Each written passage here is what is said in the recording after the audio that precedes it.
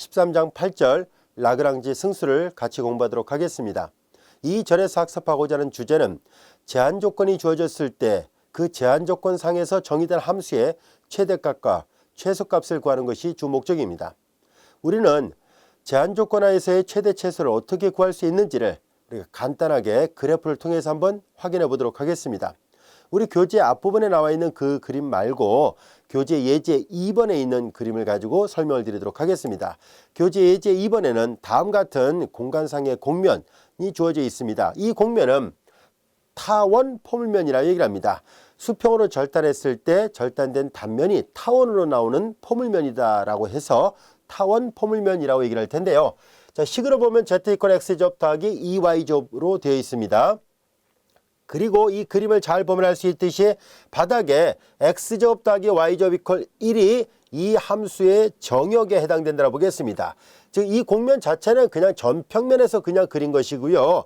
그 다음에 이 그래프는 바로 XY 평면상에서 중심의 원점에 있고 반지름이 1이 되는 원둘레 상에 있는 이 점들 중에서 이 곡면 위에 있는 점들 중에서 가장 큰 값이 얼마이고 가장 작은 값이 얼마인지를 알아보려고 합니다.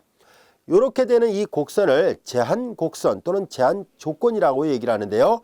자, 이 빨간색 원둘레 상에 있는 모든 점들을 하나하나 다 비교해 봤을 때 이 곡면 위에 어떤 값이 최대값이고 어떤 값이 최소값인지를 알아보려고 합니다.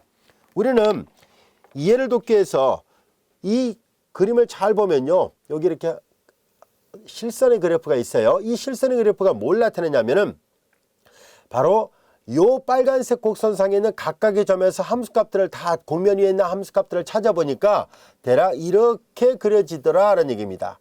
즉 곡면의 경계선, 이 테두리상에 있는 이 경계상에 있는 점들 중에서 바로 요 빨간색에 대응하는 함수값이 이거예요. 거꾸로 얘기하면 이 노란색 곡선상에 있는 점들을 XY 평면으로 투영시키면 위에서를 내려다 봤을 때 정확하게 중심이 원점에 있고 반지름이 1이 되는 원으로 투영된다는 것을 말해주고 있습니다. 자, 이와 같이 돼요. 자, 이제 우리의 관심은 그림을 다 그려놓고 보면 대략 여기쯤에서 최대, 대략 여기쯤에서 최소라는 것을 알 수 있습니다. 이와 같이 최대값, 최소값이 대략 어디 위치에 있는지를 알 수 있는데요.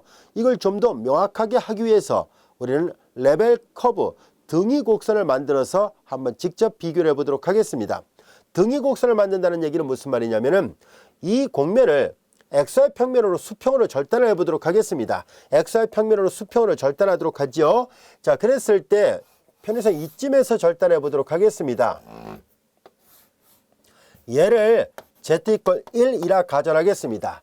그리고 XY 평면으로부터 높이가 1인 지점이에요. 또 좀 더 높이 올려서 이번에는 이 정도에서 절단했다고 보겠습니다. z=2라는 지점에서 절단했다고 가정해 볼까요? 자, 그러면 레벨 커브가 생기겠죠. 자, 그러면 이 수평평면과 이 타원 포물면이 만나서 생기는 경계곡선이에요. 이 경계곡선이 이렇게 생길 텐데요. 이 경계곡선을 XY 평면에다 투영을 시키려고 합니다. 마찬가지로 이 타원 포물면과 수평평면이 만나서 생기는 경계곡선이 있겠죠. 그 경계곡선을 역시 XY 평면에다 투영을 시켜서 이 제한곡선은 XY 평면에 있거든요. 같이 그림을 그려서 생각을 해보려고 합니다. 자, 우선 이 두 개의 파란색 경계곡선을 하나하나 찾아보도록 하죠. 자, z=1과 z=x제곱 더하기 2y제곱을 같이 놓고 풀어요. 즉 z=1과 z는 x의 제곱 플러스 2y제곱을 같이 놓고 풀면 좌변끼리 같으니까 우변끼리 같이 놓고 풀면 x의 제곱 플러스 2y의 제곱 이퀄 1이에요. 자, 얘네들을 알아보기 쉽게 식을 다시 한번 써보면 이렇게 쓸 수 있다는 것을 알 수 있습니다. 이렇게 바꿔 쓴 이유는 a제곱분의 x제곱 더하기 b제곱분의 y제곱 이퀄 1은 바로 x절편이 a고 y절편이 b가 되는 타원의 방정식입니다. 1과 루트 2분의 1 서로 비교해보면 1이 더 큰 값이에요. 그래서 x쪽으로 더 크구나. 그러니까 좌우로 여기가 x축이에요. 위에서 아래를 내려다봤을 때 여기가 y고요. 자, 이제 x축으로 좀 더 큰 옆으로 좀 길쭉한 그런 타원이 나오겠구나 라는 것을 알 수 있습니다.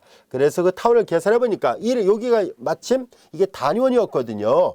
얘가 x의 제곱 플러스 y의 제곱 이퀄 1이라는 단위원이었으니까 요즘에서 딱 만나는 타원이 되는군요. Z=1 수평선으로 절단했을 때 x와 평면을 투영하니까 요렇게 이 등위 곡선, 얘가 레벨 커브예요. 이 등위 곡선과 이 제한 조건 또는 제한 곡선이라 불려지는 이 빨간색 곡선이 만나고 있다는 것을 알 수 있습니다. 자, 이번에는 이 Z=2하고 이 타원 폴면하고 같이 놓고 풀도록 하겠습니다. 그럼 둘을 같이 놓고 풀면 x의 제곱 더하기 2y의 제곱 이퀄 2가 됐고요. 양변을 2로 나누니까 주어진 식은 자 2분의 x의 제곱인데 다시 쓰면 루트 2의 전체 제곱분의 x의 제곱 플러스 나눠버리니까 약분하면 1이죠. 1의 제곱분의 y의 제곱 이퀄 1 이와 같이 됐습니다. 이번에는 x절편이 루트 2고 y절편이 1이었다는 것을 알 수 있습니다. 자, 그래서 그거 역시도 그냥 똑같이 파란 선을 표시해 보도록 할까요? x절편이 루트 2 조금 더 멀리 가 있겠군요. 그 다음에 y절편이 1이니까 요 점하고 만났네요. 그래서 타원을 그려보니까 대략 이런 식으로 그려지는 타원이구나 라는 것을 알게 됐습니다.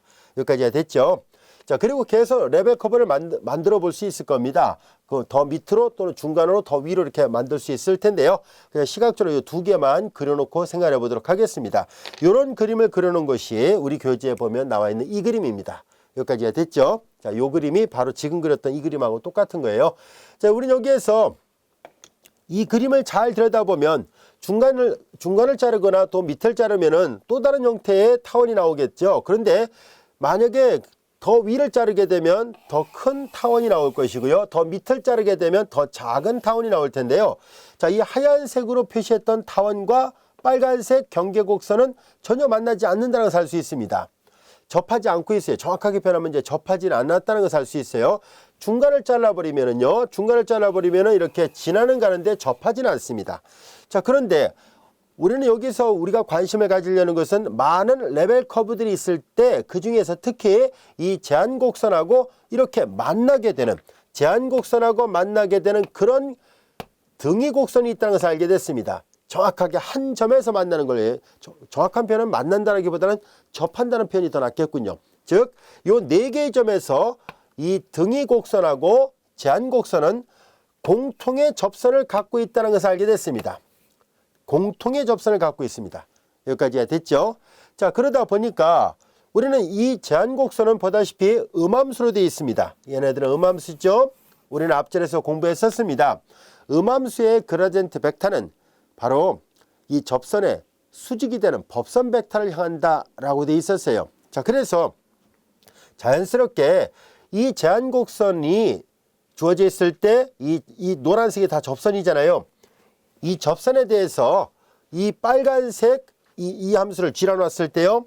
이 G라는 이 함수의 이 제한 조건이에요. 얘 그라디언트 벡터는 같은 빨간색으로 할게요. 바로 접선의 수직이 되는 법선 벡터를 나타내게 돼요. 이해됐죠? 앞에서 배웠습니다. 음함수일 때의 그라디언트 벡터는 바로 접선의 수직이 되는 법선 벡터예요. 공간 공면이었다면 저평면의 수직이 되는 법선 벡터다 라고 얘기를 했었잖아요. 그래서 이와 같이 됐습니다. 그런데 잘 보면 이 레벨 커브 등위 곡선도요. 같은 공통의 접선을 갖고 있지 않나요? 그렇죠? 같은 공통의 접선을 갖는다는 것을 알게 됐습니다. 자, 그리고 우리는 또 앞에서 배웠던 것처럼 이렇게 Z=fxy Z=fxy는 양함수 표현이죠. 양함수에서 그라디언트 벡터가 취하는 방향은 가장 빠르게 증가하는 방향을 나타낸다 라고 얘기를 했었습니다. 그리고 그림상으로 잘 보면 알 수 있듯이 요점의 좌표가 0,1이고요. 여기가 1,0, 여기가 그렇죠. 마이너스 1,0, 여기는 0,-1이었는데 보다시피 그림상으로 보세요. 여기가 0,1이거든요. 좌표가 이 점일 때 함수값이 지금 최대로 나오잖아요. 그래서 그러면 양함수의 그라디언트 벡터는 자연스럽게 어떻게 돼요? 그렇죠. 가장 빠르게 증가하는 방향을 한다라고 얘기를 썼으니까 편의상 여기라 할까요? 여기라 합시다. 다른 색깔로 해볼까요? 녹색으로 한번 해보겠습니다. 자, 이렇게 이것이 바로 델F인데요. 보다시피 델G와 델F는 그림상을 보면 알 수 있듯이 이렇게 공통인 접선을 갖는 지점에서 항상 평행할 거라는 것을 알 수 있습니다. 이때 평행은 같은 방향을 가는 것뿐만 아니라 반대 방향을 가는 것도 평행하다라고 얘기를 합니다. 그러니까 그러면 이 나머지 이렇게 공통인 접선을 갖는, 즉 다시 말해서 제한곡선하고 등위곡선이 정확하게 접하게 되는 그런 점에 대해서는 공통인 접선을 가질 것이고 이 공통인 접선을 갖는다는 얘기 때문에 델 G, 즉 제한 조건에서의 그라디언트 벡터와 원래 주어졌던 양함수의 그라디언트 벡터는 서로 어느 방향이든지 간에 평행할 거라는 것을 알게 됐습니다. 여기까지가 됐죠. 그렇다면은 델 G와 델 F가 서로 평행하네 라는 것을 알게 됐는데요. 이 사실을 잘 관찰해 보면 그러면 두 개의 벡터가 서로 평행하니까 어느 한 벡터에다가 적당한 상수배를 하게 되면 그럼 다른 벡터와 같아지게끔 하는 그런 상수가 존재할 거라는 것을 알 수 있습니다. 자, 그래서 델 F하고 델 G가 적당하게 같아지게 되는 관습적으로 람다라는 기호를 주로 사용하게 되는데요. 바로 이렇게 되는 람다가 분명히 존재할 거구나 라는 것을 알게 됐습니다. 여기까지가 됐죠. 자, 이 아이디어에 착안해서 우리는 라그랑지 승수법이라고 불려지는 이게 라그랑지 멀티플라이어, 즉 곱하는 상수 뭐 이렇게 번역할까요? 그걸 이제 승수라 번역해서 쓰고 있습니다. 곱해지는 상수가 반드시 존재하는데요. 자, 우리는 이 아이디어를 일반화시키는 것이 가능한지를 알아보려고 합니다. 이와 같이 간단하게 그림을 통해서 하나하나 살펴보니까 이런 아이디어가 생기겠구나 라는 것을 알게 됐어요. 그래서 얘를 일반화시키기 위해서 다음 같은 것을 알아보도록 하겠습니다. 여기 지워도 됐죠? 자, 예제 2번에 나와 있던 이 그림을 통해서 우리는 라그랑지 승수라는 기본 아이디어가 대략 어떠한지를 알 수 있게 됐습니다. 자, 이제 그래서 이것을 좀 더 일반화 시켜보도록 하겠습니다. 해서 다음 같은 정리를 증명하고 그 다음에 문제를 풀어보도록 할 거예요. 우선 다음 같은 정리를 볼까요? 함수 F하고 G가 연속인 일개 편도함수를 갖고 매끄러운 제한공면, 자, 변수가 3개라서 제한공면이고요. 변수가 2개면 제한곡선이라고 얘기를 합니다. 그리고 이 제한곡선 또는 제한공면, 통틀어서 제한조건이라고도 얘기를 하는데요. 보통 이제 관습적으로 G라 표시를 하겠습니다. 그리고 얘네들은 항상 이렇게 보다시피 모든 문자가 한쪽으로 다 몰려가 있는 형태인 음함수 형태로 되어 있습니다. 자, 이제 이렇게 되고 공면 위의 한 점에서 F가 극값을 갖는다라고 가정하자는 얘기예요. 주어진 함수가 극대 또는 극소를 갖는다고 가정하자는 얘기예요. 만일 그라디언트 벡터가 제로 벡터 아니면 음함수의 그라디언트 벡터는 뭐예요? 지금 제한 공면이니까 앞서 배웠던 것처럼 음함수의 그라디언트 벡터는 저평면의 수직이 되는 법선 벡터를 나타내게 되는데요. 만약에 델 G가 제로 벡터가 된다는 얘기는 0벡터는요. 다른 모든 벡터랑 내적을 했을 때 0이 나오거든요. 이 말은 말을 바꿔서 얘기하면 다른 모든 벡터랑 항상 수직이 되는 벡터가 제로 벡터라는 뜻이에요. 말을 다시 또 바꿔서 표현한다면 그렇다면은 A라는 어떤 벡터가 임의 벡터라고 가정했을 때 A가 취할 수 있는 방향하고 항상 제로 벡터는 수직이라는 얘기니까 결과적으로 제로 벡터는요 모든 방향을 나타내게 돼요. 그럼 방향을 결정할 수 없다는 말이 돼버리거든요. 그래서 델 G가 제로 벡터가 돼버리면은 방향이 결정되지 않습니다. 그래서 우리는 당연히 그런 벡터를 그렇게 나오는 경우라면 제외를 하겠다는 뜻이에요. 자, 델 G가 제로 벡터가 아니라고 가정했을 때 방금 전에 설명했던 것과 동일한 형태의 이 등호 관계를 만족하는 람다가 존재합니다 라는 얘기예요. 이 말을 다시 바꿔서 얘기하면 이렇게 된다는 얘기예요. 델 G와 델 F하고 델 G가 서로 평행합니다 라는 뜻이에요. 이때 우리는 이 람다를 라그랑지 멀티플라이어, 라그랑지 승수라고 얘기를 합니다. 여기까지가 됐죠? 자, 이제 그렇다면 우리의 관심은 이 라그랑지 승수의 존재성을 보이려고 합니다. 이걸 보이기 위해서 문제의 가정을 하나하나 확인해 보도록 할게요. 자, 문제의 가정을 잘 보면은 제한공면이 하나 주어져 있고요. 그 한 점에서 F가 극값을 갖습니다 라고 가정했어요. 한 점에서 극값을 갖는군요. 한 점에서 극값을 갖으면 우리 앞에서 배웠었죠. 페르마 정리가 성립합니다. 그래서 우리는 페르마 정리를 여기다 적용하려고 하는데요. 우선 이해를 돕기 위해서 그림을 그려가면서 하나하나 설명하도록 하겠습니다. 우리는 공간상에 어떤 공면이 하나 있습니다. 공간상에 어떤 공면이 있고요. 이 공면이 바로 여기서 말하는 G = C의 형태로 되어 있는 공간 공면이라 가정하겠습니다.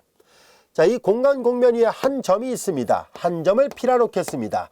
그리고 이 공간 공면 위에 있으면서 한 점 P를 지나는 무수히 많은 곡선들을 생각해 보려고 합니다. 즉 임의의 곡선을 생각하려고 해요. 즉 이렇게 가는 곡선 또는 이렇게 가는 곡선, 이렇게 가는 곡선, 어느 특정한 방향이 정해진 것이 아니라 그냥 임의의 곡선을 우리가 커브 약자를 써서 C라 표시를 해보도록 하겠습니다. 편의상 하나를 아무거나 그려볼까요? 아무거나 하나 그린 것뿐이지 요 곡선 하나만 계산하겠다는 뜻은 아니에요. 모든 방향을 다 고려해서 임의의 곡선을 생각한 것뿐이에요. 자, 이제 우리는 이 곡선을 우리가 C라 놔보겠습니다. 자, 이때 우리는 이 공간 곡선 C를 벡터로 표시할 수 있죠. 우리는 앞에서 저 앞에서 공간 곡선을 벡터로 표시하는 방법을 이미 다 배웠습니다. 우리는 독립변수를 T로 표시하고 T가 철수값의 범위가 A부터 B였다고 가정했을 때 이 공간 곡선을 위치 벡터로 표시하는 것이 가능하죠. 자, 그래서 위치 벡터로 이 벡터를 표시해 보도록 하겠습니다. 우리는 이 벡터를 표시할 때 R 그 다음에 X 성분 RT로 표시하고요. 자, X 성분은 XT로, Y 성분은 YT로, 그리고 Z 성분은 ZT로 이렇게 표시할 수 있었죠. 자, 앞에서 우리가 다 배웠던 바대로 이제 점 P를 지나는 임의 곡선은 이런 식으로 표현하는 것이 가능합니다. 만약에 요 점 P의 X좌표가 X0, Y좌표가 Y0, Z좌표가 Z0일 때 그때 대응하는 T의 값이 만약에 T0였다고 가정한다면 그때는 여기다가 한 점을 표시하는 요 점의 정확한 위치 벡터라면 XT0, YT0, ZT0를 써서 표시하면 됩니다. 여기까지가 됐죠? 자, 이제 우리는 이렇게 그냥 임의의 어떤 곡선의 벡터 방정식을 이렇게 표시해 보도록 하겠습니다. 자, 문제 가정에서 이 곡면 위에 있는 한 점, 요 점이 P예요. 요 점에서 F가 그 값을 갖는다 라고 얘기를 했었으니까 그러면 앞에서 배웠던 것처럼 당연히 이 함수는 페르마 정리로부터 그 점에서의 미분계수가 제로일 수밖에 없잖아요. 자, 그런데 우리 잘 볼까요? 그렇다면은 미분계수가 제로다라는 것을 쓰려면 혹시 일변수 함수가 되나 하는 것을 알아볼 필요가 있겠네요. 자, 그래서 한번 살펴보도록 하죠. 자, 우리는 이 공간곡면상에서 이게 공간곡면 S예요. S상에 있는 임의의 점에서 정의된 또 다른 함수가 바로 F예요. 이 F, X, Y, Z는 보다시피 독립변수가 3개죠. 그래서 3변수 함수라 얘기를 하고요. 이와 같은 3변수 함수에 대응하는 종속변수를 유라한다면 총변수가 4개가 있기 때문에 얘는 더 이상은 공간에다 그려지지 않는 추상적인 곡면입니다. 자, 이제 우리는 이와 같은 3변수 함수를 잘 관찰해 볼까요? 함수 f, x, y, z에서 이 각각의 x좌표, y좌표, z좌표는 공간상에 있는 이 x좌표, y좌표, z좌표는 이렇게 매개 변수를 t로 해서 하는 벡터 형태로 표시가 가능하다는 것을 알게 됐습니다. x도 xt로, y도 yt로, z도 zt로 표시가 가능합니다. 여기까지가 됐죠? 자, 이제 이와 같이 되어 있으므로 우리는 그렇다면 이 xyz를 이 식에다가 다 대입을 해보도록 하겠습니다. 그러면 주어진 식은 f, x 대신에 xt, y 대신에 yt, z 대신에 zt 이와 같이 되죠. 전체적으로 본다면 다 이 안에는 t만 있다는 것을 알 수 있어요. 그래서 얘를 편의상 gt라 놔보겠습니다. 이 gt는 다 같이 t에 관한 여러분들이 보면 알 수 있듯이 이 전체가 다 얘를 이렇게 놓은 것 뿐이에요.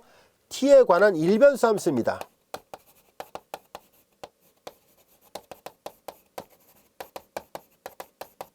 여기까지 됐죠? 자, 문제 가정에 f는 f뿐만 아니라 g도 연속인 일개 편도함수를 가지고 있습니다 라고 되어 있어요. 그래서 우리는 앞단원에서 공부했던 체인룰, 즉 연쇄법칙을 여기다 적용을 해 보도록 하겠습니다. 잘 보면 알 수 있듯이 f는 중간변수 역할하는 것이 x, y, z예요. 그리고 각각의 중간변수가 다 뭐로 되어 있냐면 매개 변수를 t로 하는 최종 변수가 이제 t로 되어 있는 거죠. 그래서 우리는 이 f를 보다시피 t에 대해서 미분해 보려고 해요. 그래서 앞에서 배웠던 연쇄법칙을 적용해 보도록 하겠습니다. 자, 이제 gt가 t에 관한 일변수 함수예요. 문제의 가정으로부터 지금 g나 f랑 똑같은 함수예요. 놓기를 그렇게 놓은 것 뿐이에요. f가 한 점에서 그 값을 갖는다라고 얘기를 했었으니까 자연스럽게 우리는 이게 일변수 함수가 됐잖아요. 페르마 정리를 적용할 수 있습니다. 페르마 정리에 의하여 자연스럽게 G'T가 0이 된다고 해서 알게 됐습니다. 물론 요 T가 여기서 말하는 T가 T0일 때 X0, Y0, Z0가 된다고 보겠습니다. 그래서 이제 편의상 첨자 없이 이렇게 쓸게요. 자, 페르마 정리로부터 한 점에서의 미분계수는 그 점에서의 미분계수는 제로일 수밖에 없습니다. 이해됐죠? 그냥 T0 대신에 그냥 간단하게 T라 써보겠습니다. 자, 이제 G'이 제로다는 얘기 잘 보세요. 그러면은 G'은 얘를 미분한다는 얘기죠.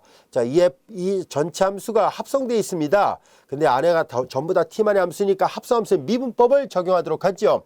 자, 이제 그렇다면 제로는 이퀄 G'T가 됐고 합성함수의 미분법으로부터 자, 이제 바깥 함수는 F죠. 자, 하나하나 미분합니다. F를 X에 대해서 편미분하죠. 라운드 F, 라운드 X가 되고, 그리고 X를 T에 대해서 미분합니다. 우리 앞에서 이 수용도의 그림을 그려가면서 합성함수의 미분법을 공부한 적이 있었어요. 자, 이제 dx, dt와 같이 됩니다. 그 다음에 플러스, 자, 두 번째 변수 F를 Y에 대해서 편미분하고 Y를 T에 대해서 미분합니다. 그리고 F를 Z에 대해서 편미분하고 F를 Z에 대해서 편미분하고 Z를 T에 대해서 미분합니다. Z를 T에 대해서. 자, 여기는 라운드가 됐지만 이 D를 쓴 것은요. 여기 전부 다 일변수 함수이기 때문에 dx, dt, dy, dt, dz, dt를 쓴 거예요. 여기서 내려올 때는 변수가 3개라서 편도함수 기호를 쓴 것뿐이고요. 예, 여기까지 이해됐죠? 자, 그 다음에 우리는 앞에서 배웠던 내적 표현을 이용해서 표현을 바꿔보도록 하겠습니다. 라운드 F, 라운드 X, 라운드 F, 라운드 Y, 라운드 F, 라운드 Z를 각각 제1성분, 제2성분, 제3성분을 갖는 벡터로 표시할 수 있겠군요. 라운드 F, 라운드 Z와 같이 됐고요. 그 다음에 내적, 여기는 dx, dt, dx, dt, dy, dt, 그리고 dz, dt를 각각 제1, 제2, 제3성분을 갖는 벡터로 표시할 수 있다는 것을 알게 됐습니다. 여기까지 이해됐죠? 자, 그런데 우리는 이거 앞에서 배운 적이 있었죠? 바로 각각의 독립변수에 대해서 편밀한 것을 성분을 갖는 벡터를 우리는 그라디안트 벡터라는 것을 앞에서 배웠었습니다. 얘가 그라디안트 벡터였구나 하는 것을 알 수 있고요. 그 다음에 이 뒤쪽은 우리가 잘 알다시피 X를 T, Y를 T, Z를 T에 대해서 미분했으니까 얘네들은 바로 X'T, Y'T, Z'T예요. 근데 여기다 X'T, Y'T, Z'T는 R'T를 말합니다. 그래서 얘네들을 다시 잘 써보니까 이렇게 쓸 수 있겠군요. 얘는 그라디안트 벡터예요. 델F가 되죠. 그리고 내적, 그리고 얘네들은 뭐예요? R'T라 쓸 수 있다고 얘기를 했었죠. 그래서 R'T와 같이 됩니다. 근데 내적한 것이 제로가 됐다는 얘기거든요. 이 말은 곧 무슨 말이겠어요? 그렇죠. 내적이 제로란 얘기니까 델F와 그리고 R'은 어떻게 돼요? 수직이구나 라는 것을 알게 됐습니다. R'T가 갖고 있는 기하학적인 특징은 R'은 이게 곡선을 R로 표시했잖아요. R'은 곡선의 진행 방향으로의 접선 벡터를 나타냅니다. 따라서 R'T는 보다시피 그냥 노란색으로 할게요. 이렇게 되는 벡터예요. R'T는. 이 R'T하고 그 다음에 F는 여기 있는 거예요. 이쪽에 있는 함수예요. 이 R'T하고 그 다음에 델F는 서로 수직이구나 라는 것을 알게 됐습니다. 여기까지 됐죠? 자, 그리고 이제 우리는 이쪽이 정역이고 이쪽이 치역이거든요. 자, 이제 보통 이제 공간을 초과하는, 우리가 흔히 말하는 이 3차 공간을 초과하는 그래프는 이렇게 정역 따로 그리고 치역을 따로 그립니다. 정역은 어떤 공면이고 치역은 그냥 함수값이니까 실수, 수직선상에 이렇게 대응되는 어떤 값이에요. 여기 어딘가 이렇게 대응되겠죠. U가 취할 수 있는 실수값 대응되는 것이 이렇게 되어 있습니다. 자, 이 그림에서 우리는 얘가 지금 S가 보다시피 공면이 음함수로 되어 있어요.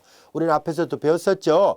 음함수가 주어졌을 때 그 음함수에 접하는 저평면의 수직이 되는 법선 벡터는 바로 음함수의 그라디언트 벡터라는 것을 배운 적이 있었죠. 자, 볼까요? 우리는 이 R'T를 포함하고 있는 이 음함수의 이 한 점 P에서 접하는 저평면을 생각할 수 있을 겁니다. 자, 그런데 이 노란색 곡선이 어느 정해진 곡선이 아니라 아까 말했었죠. 임의의 방향이라 얘기를 했었으니까 실질적으로는 이쪽으로 가는 것도 있지만 저쪽으로 일로 넘어오는 것들 다 생각을 해야 돼요. 여기 각각의 그럴 때마다 R'T가 다 이렇게 제각각 있을 텐데 잘 보면 이 저평면, 이 보라색 저평면이 이 모든 방향의 이 곡선의 이 한 점 P에서의 접선 벡터를 모두 다 품고 있습니다. 자, 그렇다면 얘가 음함수라고 얘기를 했었잖아요. 음함수잖아요. 음함수에서 바로 그라디언트 벡터는 음함수의 그라디언트 벡터는 즉 델G는 바로 이 R'T하고 항상 수직입니다. 여기까지 이해됐죠? 자, 그러면 우리는 다음 같은 사실을 얻을 수 있게 됐습니다. 요거와 똑같은 결론을 이제 얻고자 합니다. 여기다가 정리를 해볼게요. 자, 이제 음함수였기 때문에 자연스럽게 될 G는 분명히 접선 벡터, 접평면 위에 놓이는 벡터예요, 얘가. 그래서 접평면 위에 놓이는 모든 벡터랑 항상 수직입니다. 자, 그렇다면은 우리는 앞에서 배웠던 거, 자, 여기가 1식, 그리고 여기가 2식이라 가정해 볼까요? 이 두 개의 식을 서로 비교해 보겠습니다. R'하고 델 F가 수직이고, R'하고 델 G가 역시 수직이라는 것을 알게 됐습니다. 여기까지 이해됐죠? 그렇다 보니까, 그러면 델 F하고 델 G는 평행하겠구나 라는 것을 알게 됐습니다. 1번식과 2번식의 결과로부터 서로 평행이라는 것을 알게 됐어요. 여기까지도 이해됐죠? 자, 그래서 자연스럽게 그러면 두 개의 벡터가 서로 평행하다는 얘기는 어느 한 벡터는 다른 한 벡터에 적당하게 상수배를 해서 같아지게끔 만들 수 있다는 얘기잖아요. 그래서 델 F는 적당한 어떤 상수가 하나 존재해서 델 G에다가 보통 이제 관습적으로 이 델 제한 조건 앞에다 이렇게 곱합니다. 이것을 만족하는, 보세요. 아까 그림선을 유도했던 거랑 똑같은 결과가 얻어졌죠. 더 일반적으로 우리가 하나하나 계산해서 직면해 봤습니다. 이것을 만족하는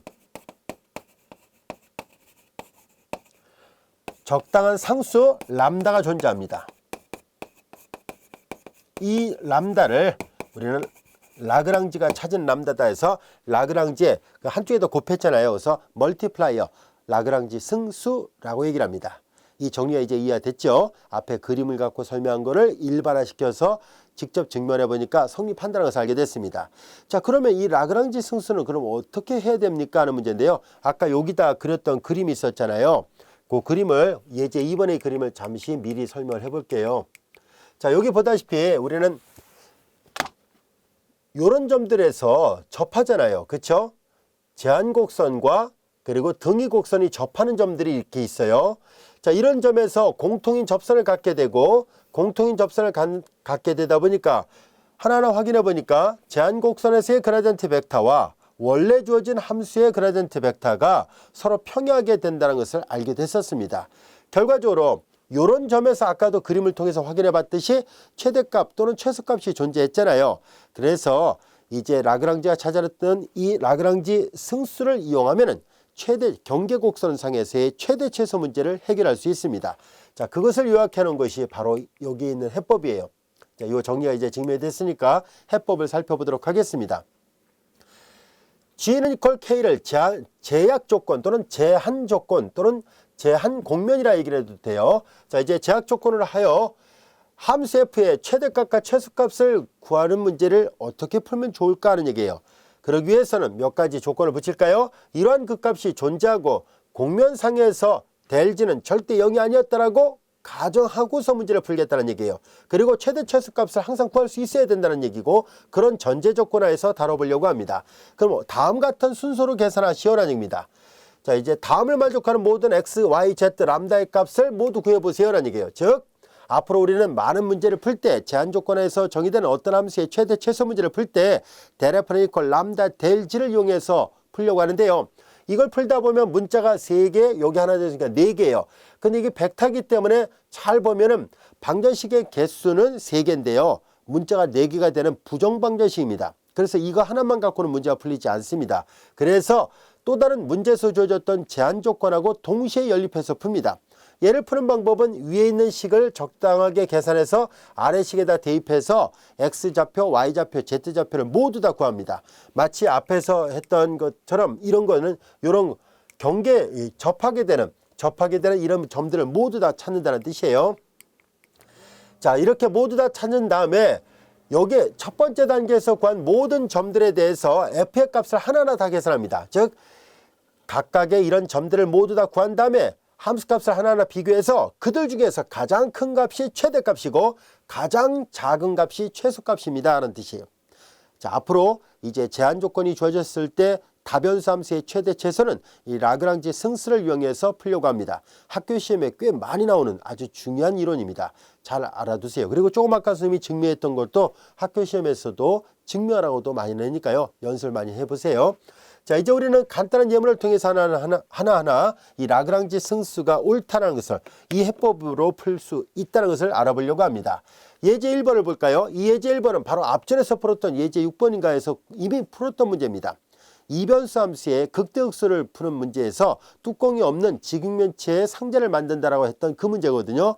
이제 앞에서 풀었을 때는 이변수 함수의 이계 편도 함수를 이용해서 우리가 문제를 풀었었다면 이제는 이와 같이 라그랑지 승수를 이용해서도 이 문제를 똑같이 풀 수 있다는 것을 우리가 알아보려고 합니다. 하나하나 풀어볼까요?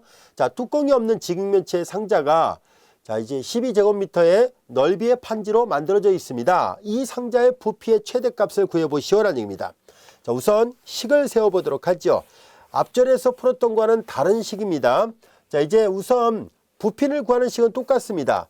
어차피 지금 뚜껑이 없는 직육면체 상자를 만든다 했으니까 앞전에 이런 그림이 있었잖아요. 자, 이런 모양이거든요. 자, 이제 가로의 길이가 x가 되고 세로의 길이 y가 되고 높이가 z였다고 보겠습니다. 그러면 당장 우리가 당연히 여러분들이 잘 알다시피 입체의 부피는 xyz입니다. 자, 이것이 우리가 구하려는 이 상자의 부피를 나타내는 식이에요. 근데 여기에서 우리는 제한 조건이 있거든요. 잘 보세요. 직육면체 상자 뚜껑이 없다라고 얘기를 했었잖아요. 그러니까 이 넓이가 제한이 돼 있어요. 넓이가 제한이 돼 있어요. 그것을 우리가 G라 놓겠습니다. G는 어떻게 되는지 한번 볼까요? 자, 바닥의 넓이는 X 곱하기 Y입니다. 그렇죠? 바닥에 근데 하나밖에 없어요. 뚜껑이 없으니까 X 곱하기 Y가 될 것이고 앞면은 X 곱하기 Z고 뒷면도 X 곱하기 Z 이것이 두 개가 있습니다. 옆면을 볼까요? 옆면은 측면은 Y 곱하기 Z인데 왼쪽에도 측면이 있으니까 그것이 2배예요. 이것이 다 계산했을 때 이 면적의 총합이 12가 나와야 돼요. 단위를 빼고 숫자만 쓰겠습니다. 제한 조건이 있었다는 것을 알게 됐습니다. 이 제한 조건을 만족하는 이 함수의 최대값, 최소값을 구하는 문제예요. 지금 최대값만 구하면 되네요. 자, 그러면 앞에서 배웠던 것처럼 우리는 라그랑지 승수를 이용해서 이 문제를 풀도록 하겠습니다.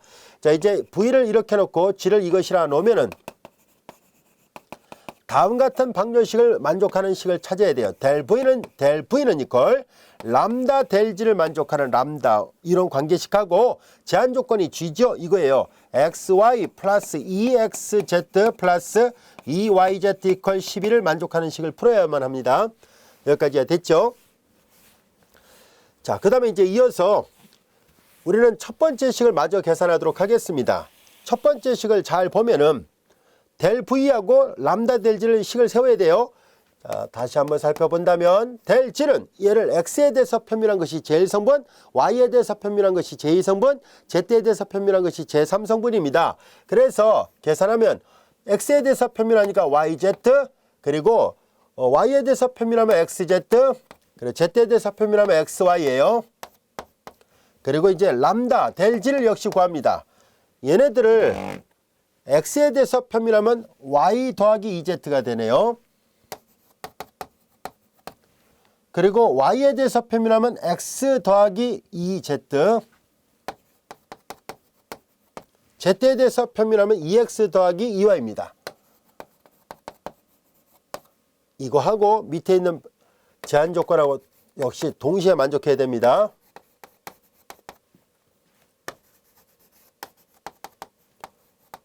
자, 이제 우리는 벡터의 스칼라별, 구성원수 모두에다 스칼라별을 하고 벡터의 상등관계는 같은 위치에 있는 것끼리 같아야 되죠.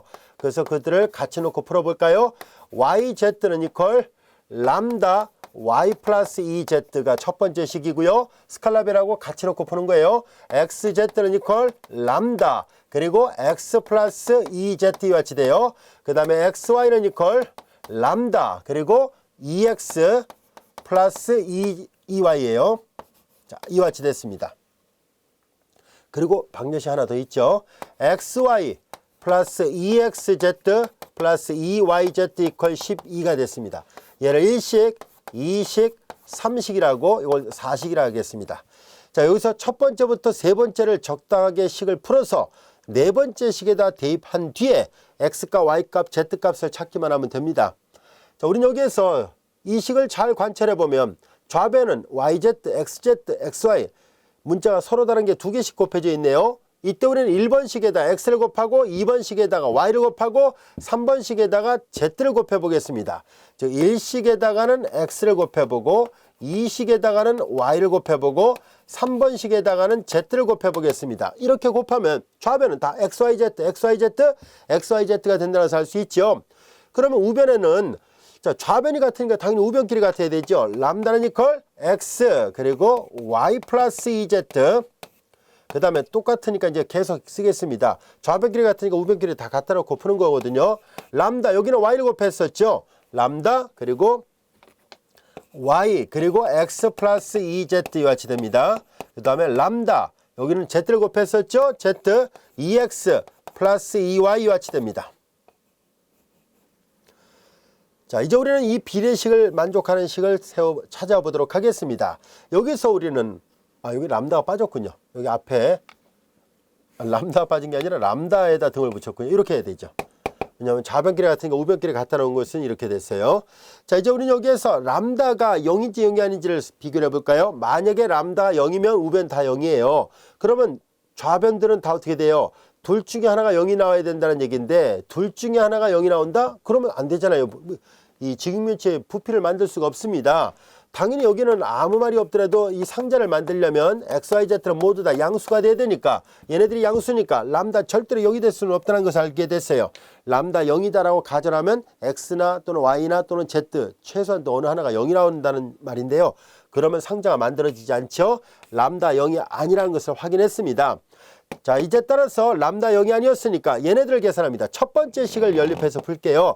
전개하겠습니다. xy 플러스 2xz는 자, 이제 여기도 xy 플러스 2yz와 같이 됐어요.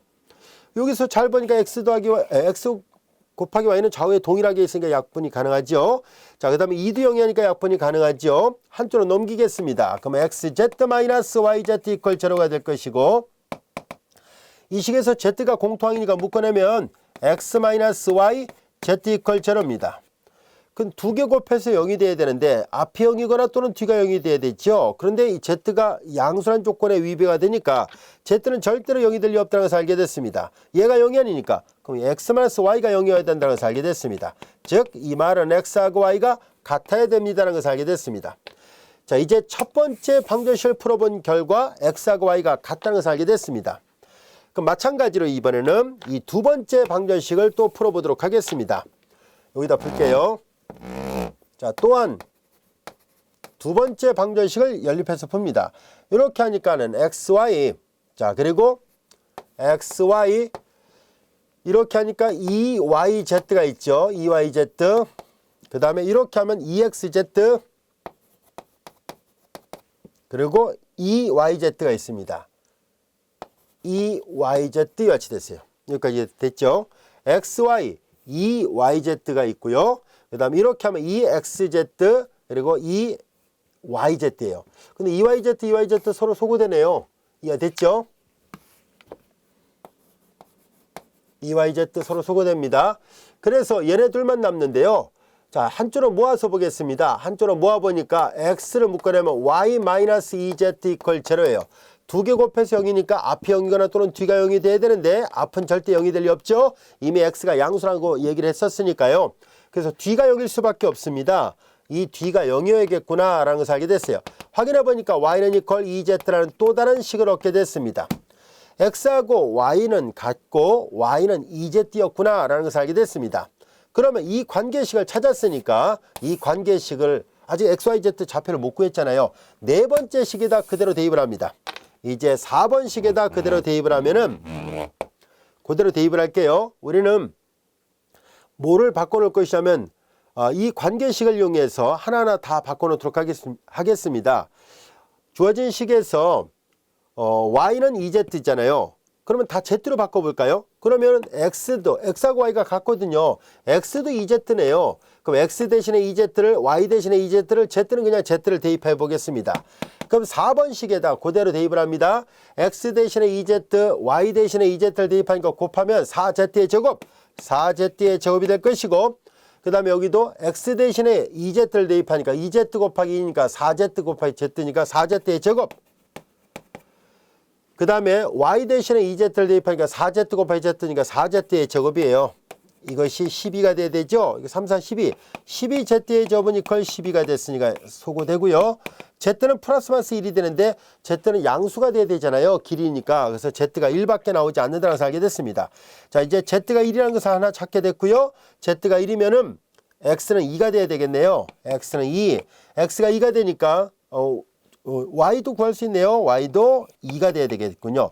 자, 이제 라그랑지 승수를 만족하는 점이 단 한 점밖에 나오지 않았을 때, 만약에 2개 이상이면 서로 비교해서 구하면 되는데요. 단 한 점밖에 나오지 않는다면 이게 곧 그 문제에 주어진 조건을 만족하는 최대가 되는 그런 값이에요. 상자의 부피의 최대 값이 얼마냐고 물어봤으니까 최대 값을 구해야 되겠죠. x 대신에 2, y 대신에 2, z 대신에 2를 대입해 보면은 여기다 대입합니다. 여기다 바로 대입해서 쓸까요? x 대신에 2, y 대신에 2, z 대신에 1을 대입하니까 2는 4. 그래서 상자의 부피의 최대값은 단위를 붙인다면 4, 그 세제곱미터라는 것을 알 수 있습니다. 여기까지 되셨습니까? 전체적으로 라그랑지 승수를 이용해서 최대치수를 구할 수 있다는 것을 알게 됐는데요. 여러분들이 보면 알 수 있듯이 이 문제는 앞절에서 이변수 함수의 이계 편도함수라는 방법을 이용해서도 풀 수 있었는데 그 방법 말고 제한 조건이 주어졌을 때 최대 최소 문제로 풀 수 있었다라는 것을 알게 됐습니다. 여기까지 이해되셨죠? 자, 이제 우리는 이 시간에 배웠던 내용들은 라그랑지 승수를 이용해서 우리가 최대 최소를 구하는 게 가능한지 한번 첫 도입 부분부터 하나하나 살펴봤고요. 정리도 증명을 해봤고요. 간단한 예제 1번도 한번 풀어봤습니다. 자, 이제 이어서 우리는 예제 2번부터 또 같이 풀어보도록 하겠습니다.